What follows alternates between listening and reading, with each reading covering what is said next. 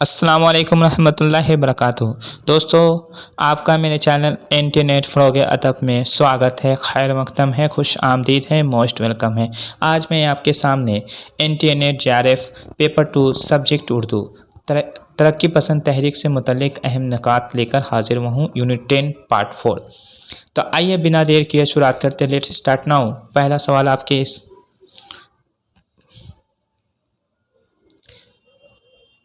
उस तजवीज़ की काज़ी अब्दुल गफ़्फ़ार हज़रत मोहानी ने मुखालिफत की थी। हज़रत मोहानी ने कहा था कि अदबी तख्लीक़ात में लतीफ़ होशनाकी का इजहार में कोई ज़ायका नहीं। उस पर यह करारदाद मुस्तरद हो गई थी।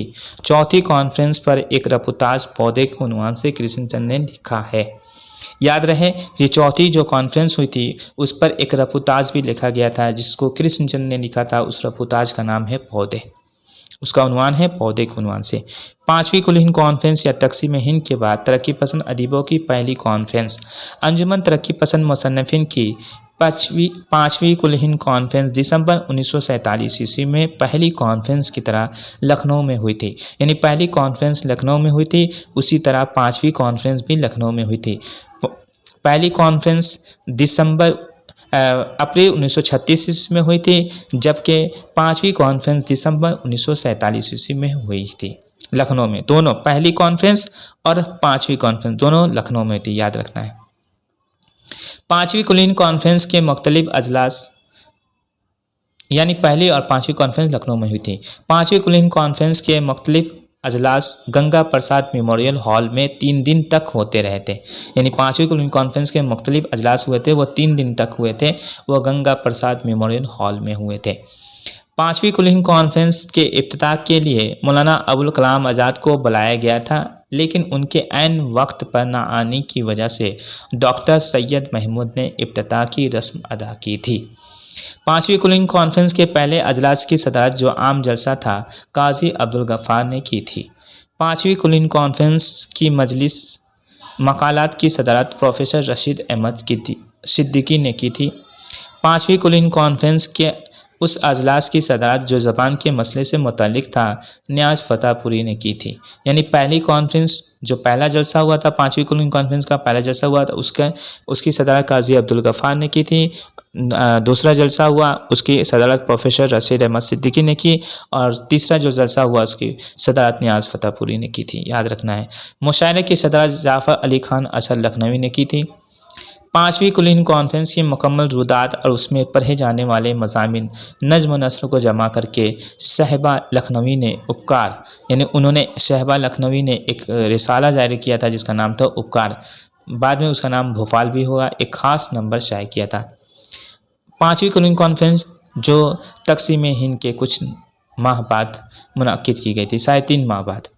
छठी कुल हिंद कॉन्फ्रेंस अंजुमन तरक्की पसंद मुसन्निफ़ीन की छठी कुल हिंद कॉन्फ्रेंस मई 1949 ईस्वी में भेमरी, मुंबई का एक इलाका है जिसका नाम है भेमरी में मुनक़्क़िद हुई थी छठी कॉन्फ्रेंस।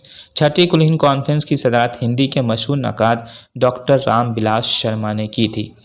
छठी कुल हिंद कॉन्फ्रेंस में तरक्की पसंद अदीबों ने बदलते हुए हालात की रोशनी में 1936 ईस्वी में मैनिफेस्टो को नाकाफ़ी समझकर एक नया मैनिफेस्टो मंजूर किया था। भेमरी की कॉन्फ्रेंस में तरक्की पसंद मुसन्निफ़ीन की अंजुमन ने अपना जो नया मंसूर पेश किया था, उससे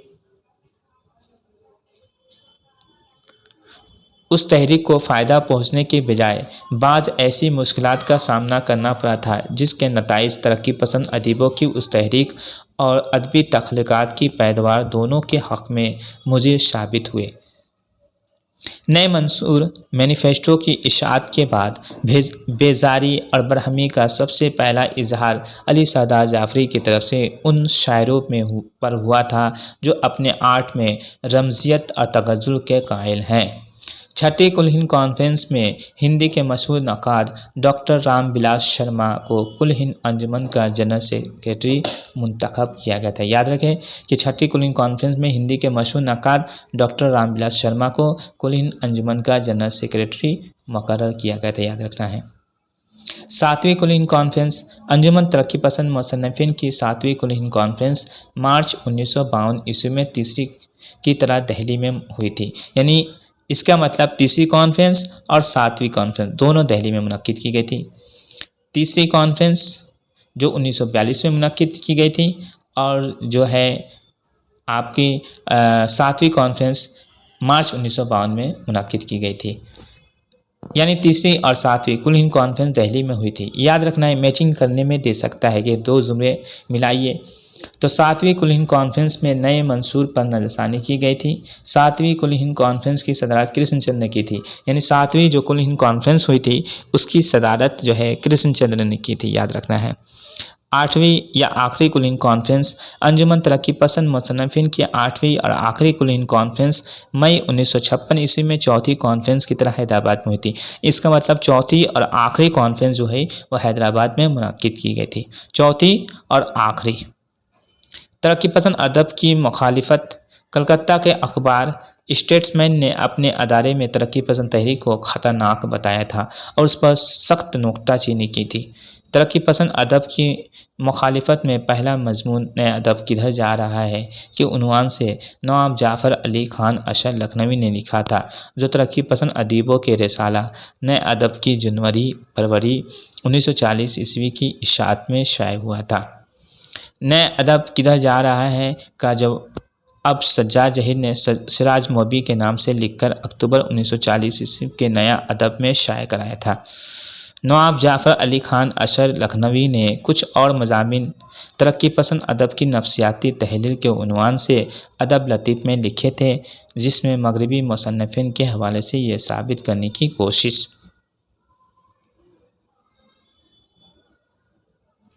कोशिश की कि अदब का असल मकसद जमालियाती ख़त है, उसे समाज की इस्लाह दुरुस्ती या अक़ायद की तबलीग व इशाअत से कोई वास्ता नहीं। जाफ़र अली खान के उन मज़ामीन का जवाब फ़ैज़ अहमद फ़ैज़ ने रिसाला अदब लतीफ़ी में मज़मून लिखकर कर दिया था।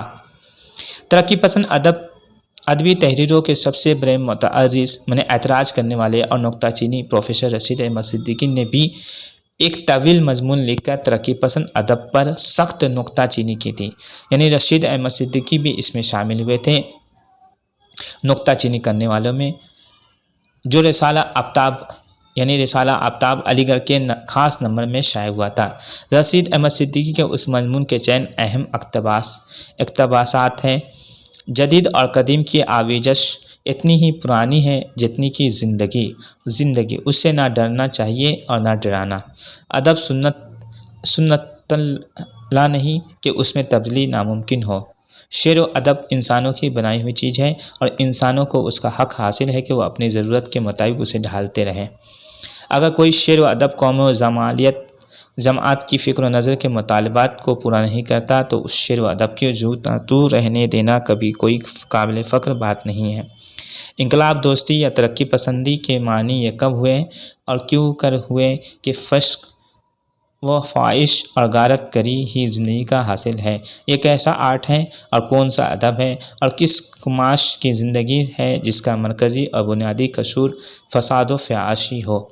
मेरा अक़ीदा है कि फ़ैश ही नहीं, हर बात उस तौर पर कही जा सकती है कि मज़ाक़ सलीम पर बार ना हो और किसी के दिल को ठेस ना लगे। यही वो मकाम है जहाँ शायर और गैर शायर, अदीब और गैर अदीब एक दूसरे से अलहदा और एक दूसरे से मुमताज़ हो जाते हैं। याद रहे कि जाफ़र अली खान अशर, रशीद अहमद सिद्दीकी, मोहम्मद हसन अश्करी, कलीमुद्दीन अहमद और हल्क़ा अरबाब ज़ौक़ से ताल्लुक़ रखने वाले तमाम अदबा व शुअरा तरक्की पसंद अदब के सख्त मुखालिफ रहे हैं। याद रहेगी। इन लोगों का नाम फिर एक बार रिपीट कर देते हैं। जाफ़र अली खान अशर, रशीद अहमद सिद्दीकी, मोहम्मद हसन अश्करी, कलीमुद्दीन अहमद, हल्क़ा अरबाब ज़ौक़ से ताल्लुक़ रखने वाले तमाम अदबा व शुअरा, जिसमें मिराजी, नून मीम राशिद और नसीम हिजाजी का नाम काबिल ज़िक्र है। वो लोग इससे सख्त मुखालिफ थे। तरक्की पसंद तहरीक से ताल्लुक़ रखने वाले शुअरा में कौन कौन हैं? शरालुल हक़ मज़ाज़, मखदूम मोइनुद्दीन, मोइन एहसन जज़बी, अली सरदार जाफ़री, अली जवाद ज़ैदी, सलाम मछली शहरी, मसूद अख्तर जमाल, अख्तर अंसारी, फ़िराक गोरखपुरी। ये सब तरक्की पसंद तहरीक से ताल्लुक़ रखने वाले शुअरा हैं। उसके अलावा फैज़ अहमद फैज़, कैफ़ी आज़मी, जानिसार अख्तर, साहिल लुधियानवी, मजरू सुल्तानपुरी, अख्तर ईमान, अहमद नदीम काशमी, शाद आरफी, परवेश शाहिदी बंगाल के थे। अच्छा, कतिल शिफाई, इब्ने इंसा, तेग इलाहाबादी, नरेश कुमार शाद, अशअर मलिहाबादी, मसूद हुसैन आई, मशहूर रज़ा, बाकर मेहदी, हसन नईम, बलराज कोमल, शहाब जाफरी, मजहर इमाम, अख्तर पयामी, मजहर शबाब, काजी सलीम, वहीद अख्तर, अमीक हनफी, शाज तमकिनत, अजीज़ कैसी, कमाल अहमद सिद्दीकी, मंजर सलीम, रिफत सर्विस, शफीक फातमा शेरा, हिमायत अली शायर, ज़ुबैर रिजवी, जावेद कमाल, अनवर मुअज़्ज़म। ये सब तरक्की पसंद तहरीक से ताल्लुक़ रखने वाले शुरा। जो पहले मैंने नाम लिया है वो ख़ास तौर से काबिल ज़िक्र है। इन लोगों का नाम उतना ख़ास नहीं है, लेकिन कुछ लोगों का नाम वामिक जौनपुरी, इस सब का नाम काबिल ज़िक्र है। अख्तर हुसैन रायपुरी का नाम काबिल ज़िक्र है तरक्की पसंद शुरा व अदबा में।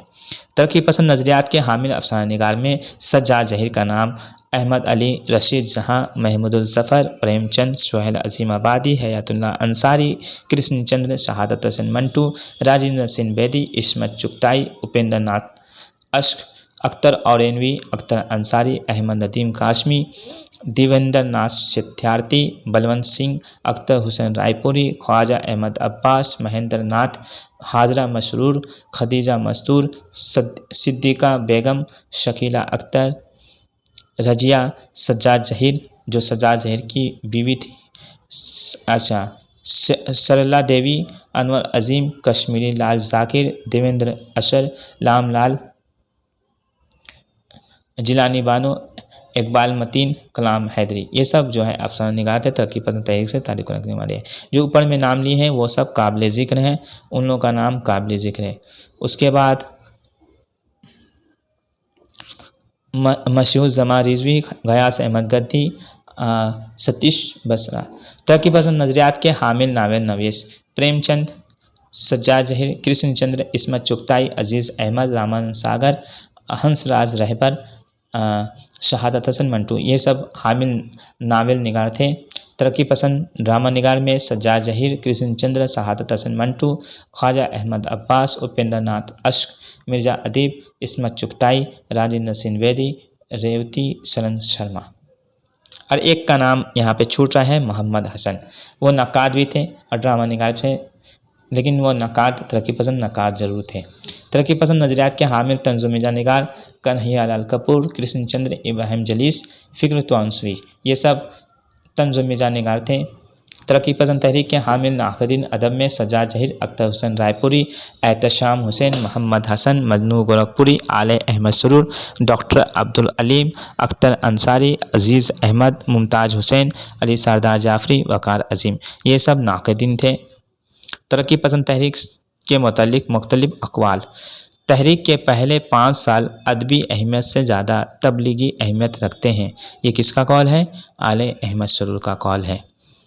दूसरा है, जब सज्जाद जहीर के ऐलाननामा की नकल हिंदुस्तान को पहुंची थी तो उस पर मुंशी प्रेमचंद, हसरत मोहानी, मौलवी अब्दुल हक, डॉक्टर आबिद हुसैन, न्याज़ फतेहपुरी, जोश अली आबादी, काजी अब्दुल गफ़ार, अली अब्बास हुसैनी और फ़िरा गोरखपुरी बगैर किसी हिचकिचाहट के दस्तखत कर दिए थे।